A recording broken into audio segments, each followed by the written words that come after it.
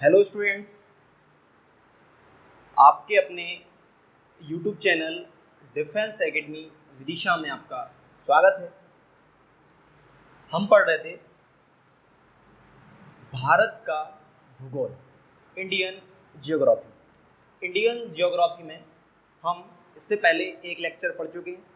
Indian geography में हमारा ये सेकंड लेक्चर है। ठीक है, सभी लोगों से निवेदन है कि सब लोग जैसे आप वीडियो देखते हैं तो एक कॉपी रखें, पेन रखें, जिससे कि आप नोट तैयार कर सकें। क्या होता है, वीडियो देख चुके होते हैं तो कुछ टाइम बाद हम चीज़ें भूल जाते हैं। जब भी हम रिवीजन करेंगे तो आप जो कॉपी रहेगी आपके पास, उस कॉपी से आप रिवीजन कर सकते हैं। ठीक है स्टूडेंट, हम वहाँ आगे बढ़ेंगे। हम पढ़ रहे थे भारत एक सामान्य परिचय। भारत के बारे में जो छोटी छोटी बातें हैं जो आपको याद होना चाहिए, जो एग्जाम में पूछी जाती हैं, वो हम कंप्लीट करेंगे। ठीक है स्टूडेंट्स, भारत एक सामान्य परिचय। इसमें आज हम भारत का जो भौगोलिक विस्तार है उसके बारे में पढ़ेंगे। भारत की जो अक्षांश, जिस अक्षांश पे स्थित है, अक्षांश इसमें विशेष है कर्क रेखा। कर्क रेखा इसलिए IMP है, यहाँ से क्वेश्चन एग्जाम में पूछे जाते हैं। इसके बाद हमें विशेष है पूर्वी देशांतर रेखा। पूर्वी देशांतर रेखा जो भारत के टाइम को, समय को निर्धारित करती है। भारत के समय को निर्धारित करने वाली रेखा है 82.5 डिग्री पूर्वी देशांतर रेखा। ठीक है, IST जो भारतीय समय रेखा, जिसे किस नाम जाना जाता है स्टूडेंट्स? भारतीय समय रेखा के नाम से जाना जाता है, इंडियन स्टैंडर्ड टाइम के नाम जाना जाता है। इसके आधार पर ही भारत का समय निर्धारित होता है। कर्क रेखा, कर्क रेखा बहुत IMP है क्योंकि भारत से एक ही विशेष रेखा गुजरी है, कर्क रेखा। यह भारत के किन किन राज्यों को स्पर्श करती है, एग्जाम में ये पूछा जाता है। ठीक है स्टूडेंट्स, इसको हम कवर करेंगे। सबसे पहले हम पढ़ेंगे कर्क रेखा के बारे में। कर्क रेखा,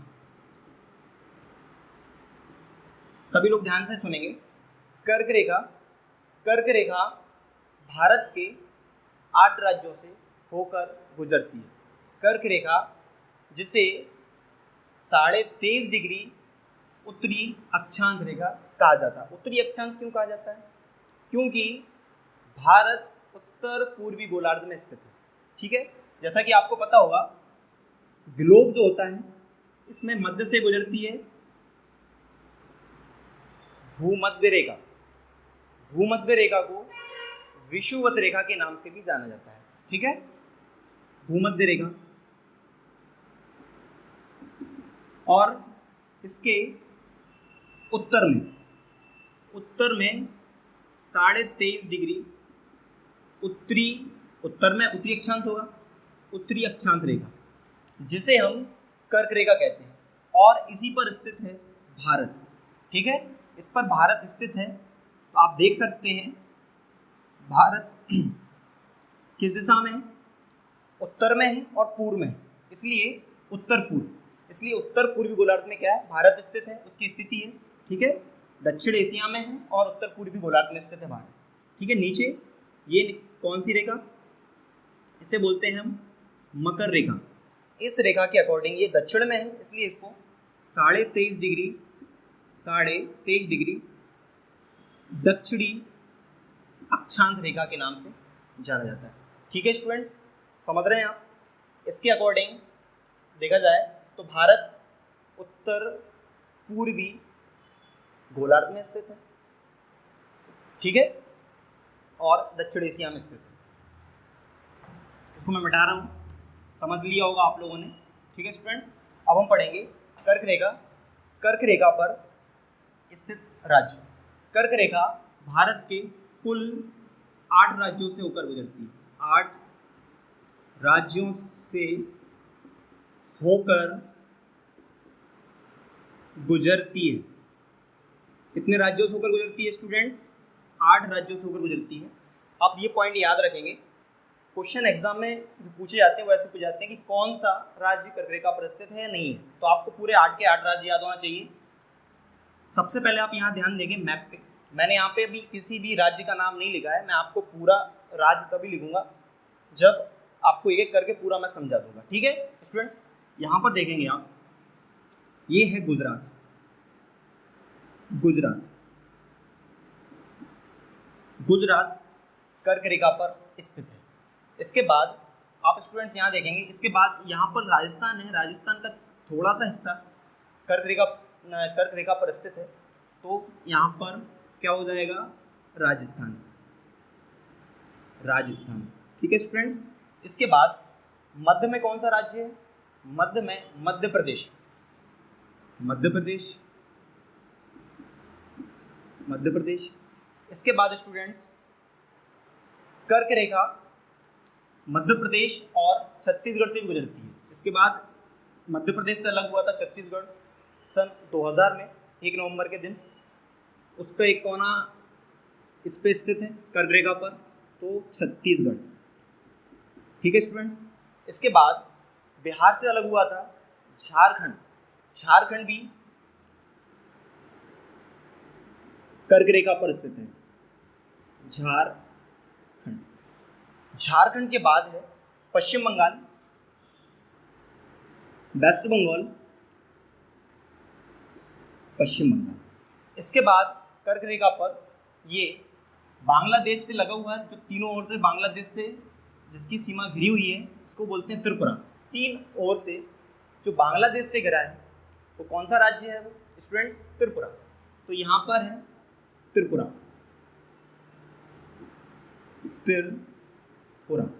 त्रिपुरा को स्पर्श करता है। इसके बाद स्टूडेंट्स ये जो राज्य है इसको और स्पर्श करता है, 7 हो गए। इसके बाद स्पर्श करता है ये मिजोरम। ठीक है स्टूडेंट्स, मिजोरम। तो ये कितने राज्य हो गए, 8 राज्य। 8 राज्य जिन्हें कर्क रेखा जिनसे होकर जाती है या इन्हें स्पर्श करती है या इन्हें काटती है, ये सब कुछ भी क्वेश्चन आ सकता है। तो आपको बस ये 8 राज्य याद रखना है जो कर्क रेखा पर स्थित है। 23.5 डिग्री उत्तरी अक्षांश रेखा जिसे हम कर्क रेखा के नाम से जानते हैं, उस पर भारतीय राज्य हैं 8: गुजरात, राजस्थान, मध्य प्रदेश, छत्तीसगढ़, झारखंड, पश्चिम बंगाल, त्रिपुरा और मिजोरम। IMP है, ध्यान रखना। ये हो गया कर्क रेखा। अब कर्क रेखा भारत को 2 भागों में विभाजित करती है, क्योंकि ये मध्य से होकर गुजर रही है, 2 भागों में विभाजित कर रही है। तो भारत को 2 भागों में विभाजित करती है क्या, कर्क रेखा। कभी आए कि भारत को 2 भागों में विभाजित करने वाली रेखा का नाम कभी ऑप्शन में आया तो आप कर्क रेखा लगाएं। ठीक है स्टूडेंट्स, तो 8 राज्य हो गए। इसके बाद ये है 82.5 डिग्री पूर्वी देशांतर रेखा। पहले आप इसको और एक बार समझ लें।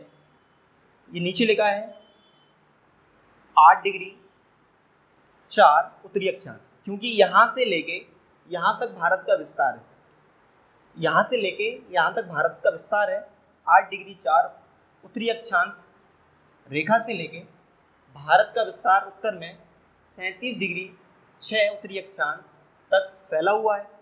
वैसे ही आपको स्टूडेंट्स पता होगा ग्लोब पर रेखाएं खींची जाती हैं, ग्लोब पर रेखाएं खींची जाती हैं, आपने देखा होगा ग्लोब पर रेखाएं होती हैं ऐसी।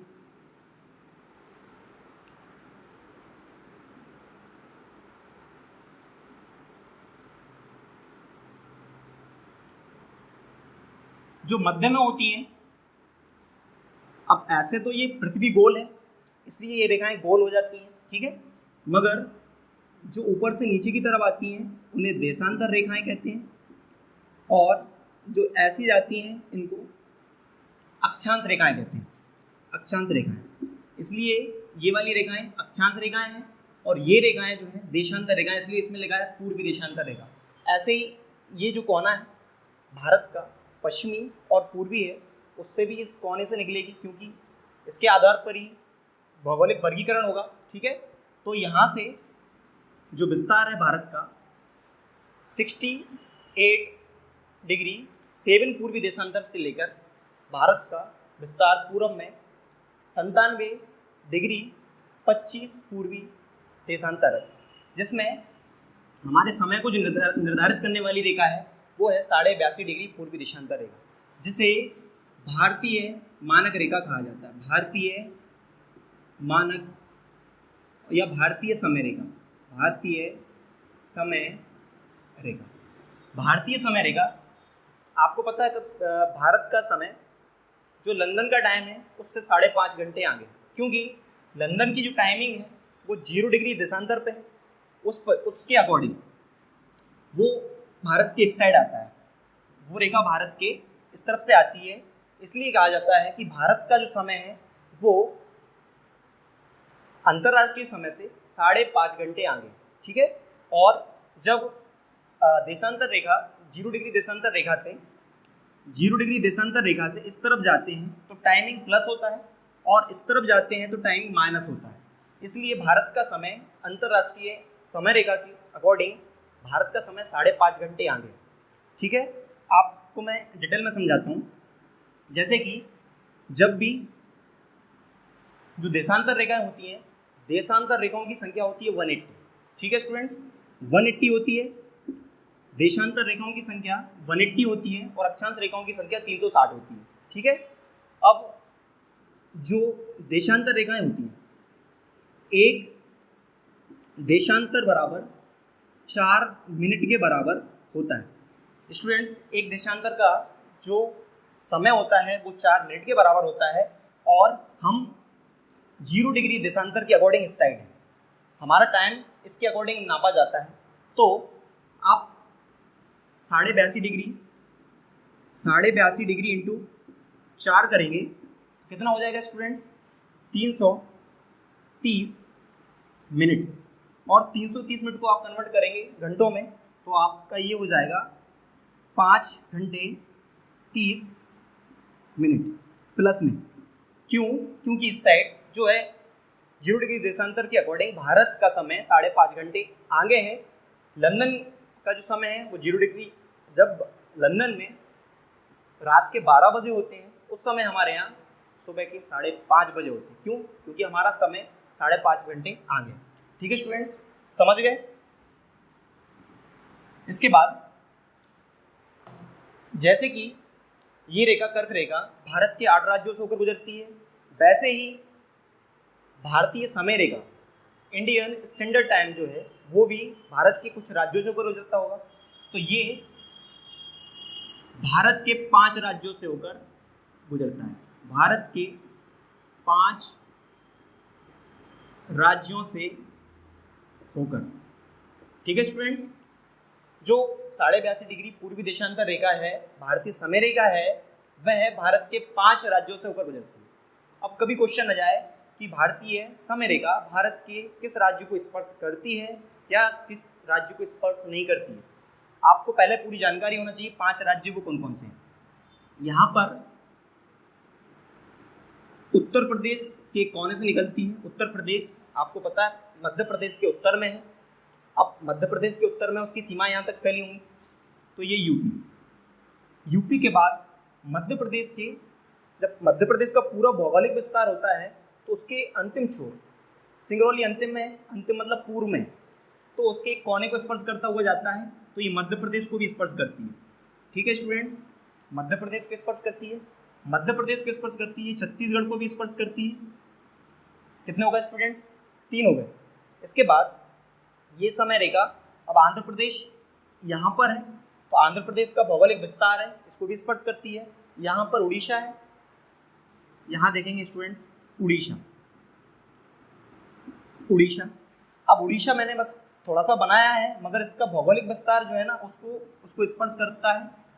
भारतीय समय रेखा जो है उसको स्पर्श करती है, तो ये भी इसको स्पर्श करती है। अब यहाँ पर क्या है स्टूडेंट्स? आंध्र प्रदेश भी किस पर स्थित है? भारतीय समय रेखा पर स्थित है। ठीक है स्टूडेंट, तो कितने राज्य? 5 राज्य। भारतीय समय रेखा यूपी से होकर के जाती है, यूपी के बाद एमपी से होकर गुजरती है, एमपी के बाद छत्तीसगढ़ से होकर गुजरती है, छत्तीसगढ़ के बाद उड़ीसा से होकर स्पर्श करती है और आंध्र प्रदेश को। तो 5 राज्य भारतीय समय रेखा जो है वो 5 राज्यों से होकर गुजरती है। भारतीय समय रेखा जो है इसका एक सेंटर है जहाँ से पूरे भारत का समय मापन होता है, तो वो है यूपी में एक जगह है नैनी इलाहाबाद। इलाहाबाद हमारा राष्ट्रीय समय है, वहाँ से हमारा भारतीय समय नापा जाता है। ठीक है स्टूडेंट्स, तो आप ध्यान रखेंगे यूपी में एक जगह है नैनी इलाहाबाद। नैनी इलाहाबाद भारतीय समय का केंद्र है। ठीक है स्टूडेंट्स, नैनी इलाहाबाद क्या है? भारतीय समय का केंद्र है जिसको आधार मानकर पूरे भारत का समय मापा जाता है। तो नैनी इलाहाबाद जो है यहाँ पर कहीं कहीं किसी पुस्तक में आपको मिर्ज़ापुर भी मिल जाएगा। ठीक है स्टूडेंट्स, तो दोनों सही हैं, नैनी इलाहाबाद या मिर्ज़ापुर। ठीक है, इसके बाद स्टूडेंट्स अब हम पढ़ेंगे भारतीय राज्य जो समुद्र को स्पर्श करते हैं। भारत के कितने राज्य समुद्र को स्पर्श करते हैं? समुद्र को स्पर्श करने वाले भारतीय राज्य। कभी क्वेश्चन आ जाए कि भारत का वह कौन से राज्य हैं जो समुद्र को स्पर्श करते हैं, तो भारत के कुल 9 राज्य समुद्र को स्पर्श करते हैं। आप मैप से समझेंगे स्टूडेंट्स, जैसे कि भारत के पश्चिम में अरब सागर है। ठीक है स्टूडेंट्स, भारत के पूर्व में बे ऑफ बंगाल है, बंगाल की खाड़ी। ठीक है स्टूडेंट्स, दक्षिण में क्या है? हिंद महासागर।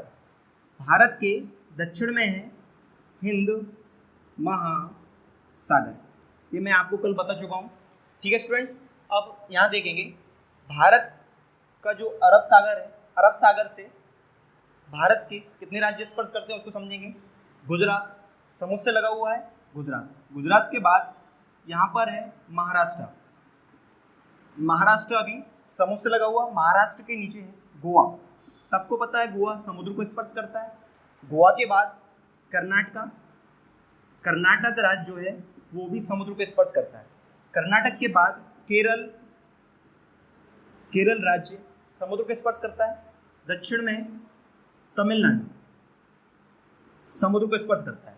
ठीक है स्टूडेंट्स, इसके बाद आंध्र प्रदेश के बाद उड़ीसा के बाद पश्चिम बंगाल। ठीक है स्टूडेंट्स, पश्चिम बंगाल। तो कितने राज्य हो गए? 9 राज्य। कुल 9 राज्य जो समुद्र को स्पर्श करते हैं, गुजरात, महाराष्ट्र, गोवा, कर्नाटक, केरल, तमिलनाडु, आंध्र प्रदेश, उड़ीसा और पश्चिम बंगाल। अरब सागर को कितने राज्य स्पर्श करते हैं? 5 राज्य स्पर्श करते हैं। और बंगाल की खाड़ी की तरफ 4 राज्य हैं जो तमिलनाडु है, आंध्र प्रदेश है, उड़ीसा और बंगाल है जो कि स्पर्श करते हैं। मैं इसको मिटा रहा हूँ, आगे लिखूंगा मैं। जो वीडियो आप देखें उस समय नोट्स बनाएं और स्क्रीनशॉट लेकर भी इसको आप नोट्स बना सकते हैं, लिख सकते हैं। ठीक है स्टूडेंट्स, अब जो समुद्र से लगा हुआ टोटल जो प्रायद्वीपीय भारत है, ये इसकी टोटल जो लंबाई है वो है 6100 किलोमीटर। यदि प्रायद्वीपीय भारत पूछे, समुद्र से लगा हुआ है, वो 6100 किलोमीटर है। यदि पूछता है कुल समुद्र, मतलब कुल समुद्री क्षेत्र, भारत का कुल क्षेत्र जो समुद्र को स्पर्श करता है, तो कुल स्पर्श करता है 7517 किलोमीटर। अब ये 6100 किलोमीटर है। 6100 किलोमीटर केवल प्रायद्वीपीय भाग है जो समुद्र से स्पर्श करता है। मगर इसमें आपको पता है केरल के पास में एक टापू है अरब सागर में, लक्षद्वीप समूह है, जिसमें कि 36 टापू हैं। ठीक है, अब उनकी भूमि को भी लगाया जाएगा। इस साइड बंगाल की जो खाड़ी है, इसमें अंडमान निकोबार द्वीप समूह है। ठीक है, अंडमान निकोबार द्वीप समूह में लगभग 532 के समथिंग क्या है, टापू हैं। तो उनकी भूमि को भी इसमें मिलाकर टोटल जो समुद्री सीमा है भारत की वो कितनी है, 7,517 किलोमीटर। और यदि टापुओं को हटा दिया जाए तो 6100 किलोमीटर। ठीक है स्टूडेंट्स, इसको याद करेंगे। अब ये जो क्षेत्र है, ये पूरा क्षेत्र जो कि समुद्र को स्पर्श करता है वो कितना है स्टूडेंट्स, 7,500, टोटल 7,517 किलोमीटर। और जो प्रायद्वीपीय जो क्षेत्र है वो 6100 किलोमीटर करता है। अब वैसे ही वह क्षेत्र जो अन्य देशों को, आपको पता है स्टूडेंट्स, भारत के 7 पड़ोसी देश हैं। 7 पड़ोसी देश जो हैं इन्हें भी कुछ किलोमीटर स्पर्श कर रहा होगा।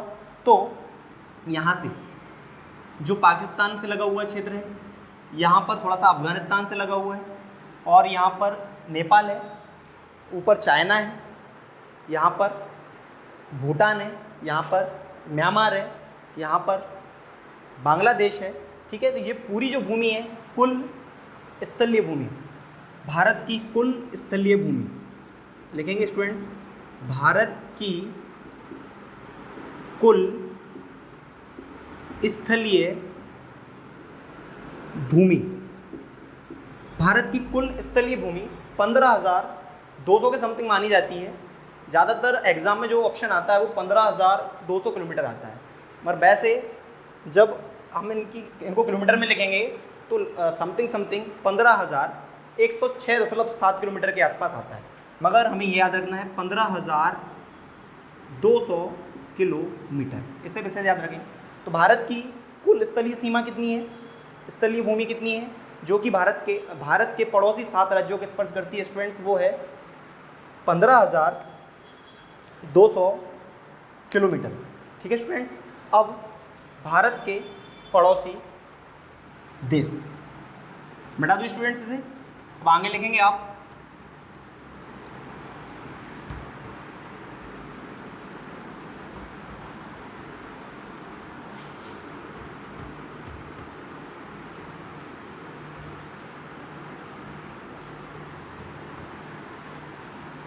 यहां देखिए, भारत के कुल पड़ोसी देश, भारत के कुल जो स्थलीय पड़ोसी देश हैं उनकी संख्या कितनी है स्टूडेंट्स, कुल 7। अब आपको ये भी पता होना चाहिए कि 7 भारत के पड़ोसी देश कौन कौन से हैं। भारत का उत्तर पश्चिम पड़ोसी देश है पाकिस्तान। ठीक है स्टूडेंट्स, क्या है, पाकिस्तान। यहाँ पर जम्मू एंड कश्मीर का जो हिस्सा है पीओके, पाक ऑक्साइड कश्मीर, वहाँ पर 106 किलोमीटर के आसपास अफगानिस्तान लगा हुआ है यहाँ पर। ठीक है स्टूडेंट्स, यहाँ पर थोड़ा सा हिस्सा लगा हुआ है, ये अफगानिस्तान, इस साइड है पाकिस्तान के अफगानिस्तान। ठीक है स्टूडेंट, जम्मू कश्मीर का पीओके वाला हिस्सा जो है वो अफगानिस्तान को स्पर्श करता है, 106 किलोमीटर, तो अफगानिस्तान भी लगा हुआ है। इसके बाद यहाँ पर भारत से लगा है नेपाल, नेपाल के ऊपर लगा हुआ है चाइना। चाइना तो आपको पता है स्टूडेंट्स विश्व के सबसे ज़्यादा देशों को स्पर्श करता है, लगभग 13 देशों को स्पर्श करता है। ठीक है, इसके बाद ये है भूटान। भूटान छोटा सा देश है, कम ही स्पर्श करता है, में लगभग 699 किलोमीटर। इसके बाद यहाँ पर है म्यांमार। ठीक है स्टूडेंट्स, और क्वेश्चन आता है कि भारत सबसे ज़्यादा किस देश को स्पर्श करता है, या कौन सा देश भारत को सबसे ज़्यादा स्पर्श करता है, तो वो है ये बांग्लादेश। ठीक है स्टूडेंट्स, यहाँ पर है बांग्लादेश।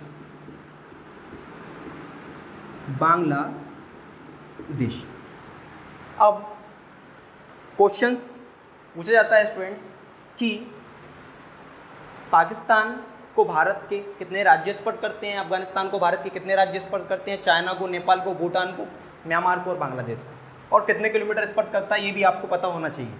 यहाँ पर देखेंगे पाकिस्तान को भारत 3323 किलोमीटर स्पर्श करता है, भारत पाकिस्तान को या पाकिस्तान भारत को 3323 किलोमीटर स्पर्श करता है।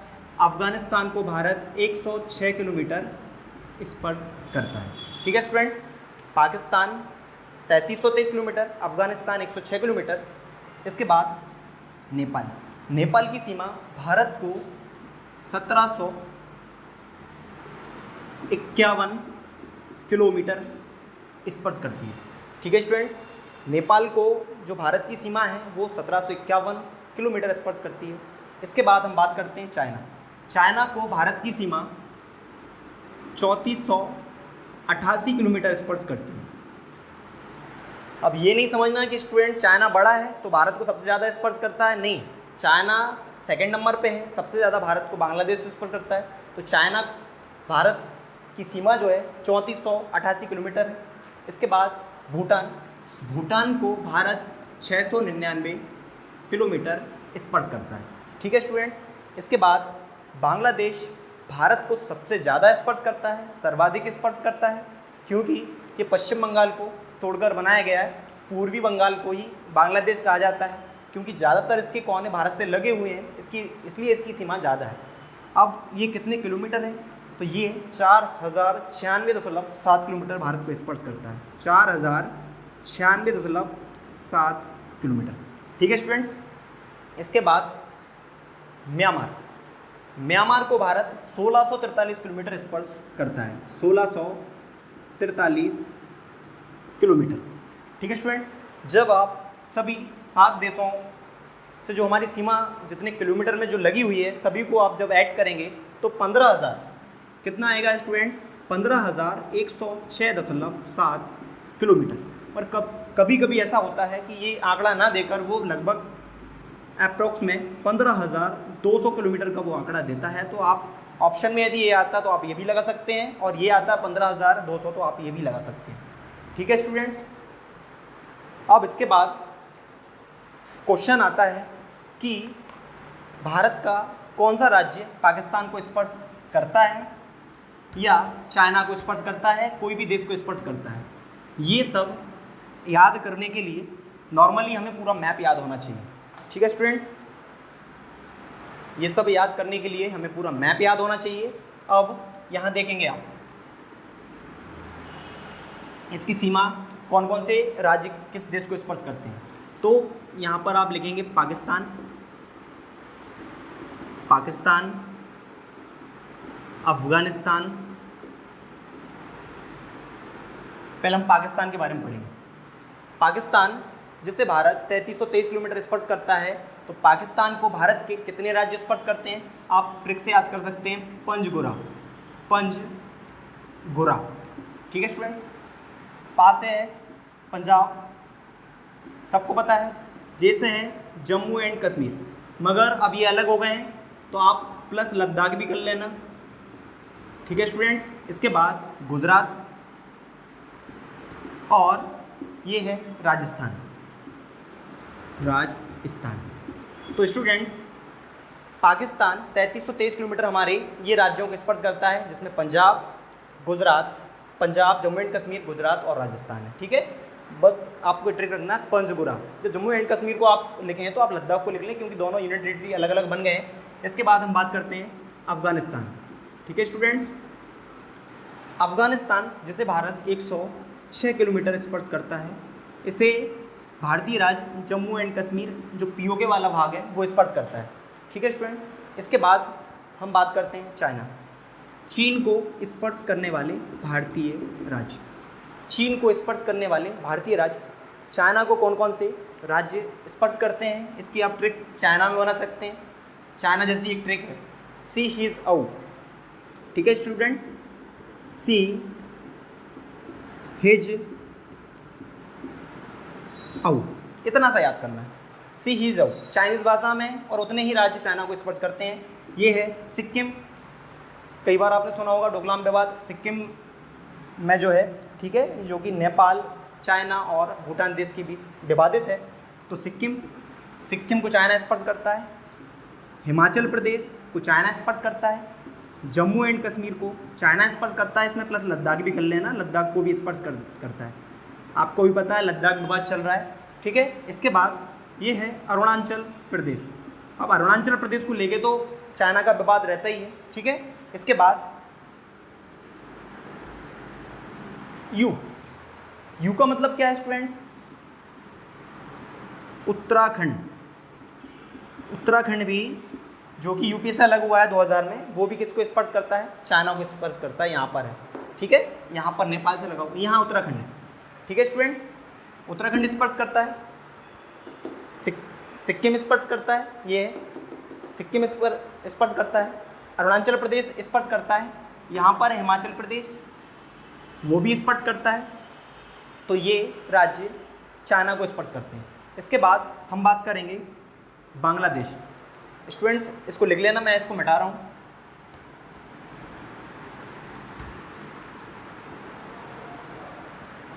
इसके बाद 3 राज्य हो गए। इसके बाद हम पढ़ेंगे नेपाल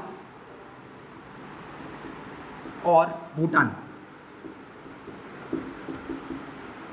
नेपाल को भारत स्पर्श करता है, इसकी ट्रिक है U²B/SIP।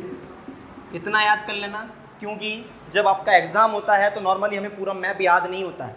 बार बार पहले तो मैप को भी आप अच्छे से देखें, उसके आधार पर ही क्वेश्चन बनेंगे। मगर क्या होता है, हम राज्यों को भूल जाते हैं, इसलिए मैं आपको ट्रिक से समझा रहा हूँ जो कि आपको आसानी से याद हो जाएंगे। नेपाल को U² का मतलब है 2 U से, ठीक है स्टूडेंट्स। नेपाल को स्पर्श U से, उत्तर प्रदेश और उत्तराखंड, उत्तर प्रदेश और उत्तराखंड B से है बिहार, C से है सिक्किम, पा से है पश्चिम बंगाल, ठीक है स्टूडेंट्स। नेपाल को U²B/SIP स्पर्श करते हैं। U² का मतलब है उत्तर प्रदेश और उत्तराखंड, B का मतलब है बिहार, C का मतलब है सिक्किम और पा का मतलब है पश्चिम बंगाल। इसके बाद हम भूटान, क्योंकि नेपाल भूटान की जो ट्रिक है लगभग सेम है, इसलिए मैंने एक साथ लिखा है। इसकी ट्रिक है A²SIP। इतना याद करना है, A²SIP, ठीक है स्टूडेंट्स। A² का मतलब है 2A, मतलब अरुणाचल प्रदेश। अब ये यहाँ पर भूटान है, ये अरुणाचल प्रदेश है, ये स्पर्श कर रहा है। और यहाँ पर नीचे लगा हुआ है असम, ये स्पर्श कर रहा है असम। तो अरुणाचल प्रदेश और असम, ठीक है स्टूडेंट्स। इसके बाद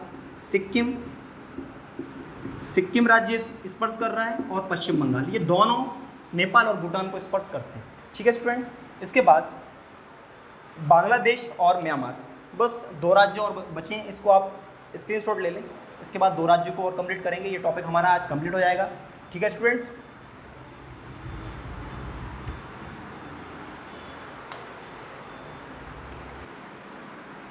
स्टूडेंट्स हमारे 5 देश हो चुके हैं, अब हम बांग्लादेश को पढ़ेंगे। बांग्लादेश जिसकी सीमा भारत को सर्वाधिक स्पर्श करती है, कितनी सर्वाधिक? 4096.7 किलोमीटर, ये सीमा सबसे ज़्यादा भारत को स्पर्श करती है। तो बांग्लादेश को भारत के कौन कौन से राज्य स्पर्श करते हैं, ये याद करने के लिए आपको एक ट्रिक याद करना है, क्योंकि बांग्लादेश का विभाजन जब हुआ, जो पश्चिम बंगाल से हुआ है, तो इसकी क्या ट्रिक है, इसको हम ट्रिक से याद करेंगे। बांग्लादेश को स्पर्श करने वाले भारतीय राज्य, ठीक है, असमी, मैत्री फ्रॉम बंगाल, ठीक है स्टूडेंट्स। इतना याद करना है, क्योंकि बंगाल पश्चिम बंगाल से ही अलग हुआ है बांग्लादेश, इसलिए ये ट्रिक है असमी, मैत्री, बंगाल, ठीक है स्टूडेंट। अस का मतलब है असम, मी का मतलब है मिजोरम, मे का मतलब है मेघालय, त्रि का मतलब है त्रिपुरा और बंगाल मतलब पश्चिम बंगाल।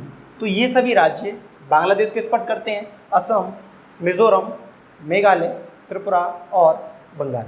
इसके बाद एक देश और बचा है 7वां, म्यांमार। म्यांमार को भारत 1643 किलोमीटर स्पर्श करता है। तो म्यांमार को स्पर्श करने वाले भारतीय राज्य कौन कौन से हैं?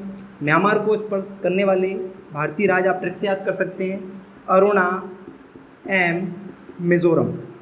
अरुणा एम मिजोरम, ये ट्रिक है स्टूडेंट्स म्यांमार की, अरुणा एम मिजोरम। अरु मतलब अरुणाचल प्रदेश, अरुणाचल प्रदेश। ना मतलब नागालैंड, ना मतलब नागालैंड। एम मतलब मणिपुर, मणिपुर। और मिजोरम, मिजोरम है। तो ये म्यांमार को भारतीय राज्य स्पर्श करते हैं, अरुणाचल प्रदेश, नागालैंड, मणिपुर और मिजोरम। ये कितने राज्य हैं? 4 राज्य जो कि म्यांमार को स्पर्श करते हैं। स्टूडेंट्स अब हम जो मैंने आपको पढ़ाया है इसको आप कंटिन्यू पढ़ें, और ये वीडियो आपको अच्छा लगा हो तो इसे लाइक करें, शेयर करें और सब्सक्राइब करें। ठीक है स्टूडेंट्स, जय हिंद।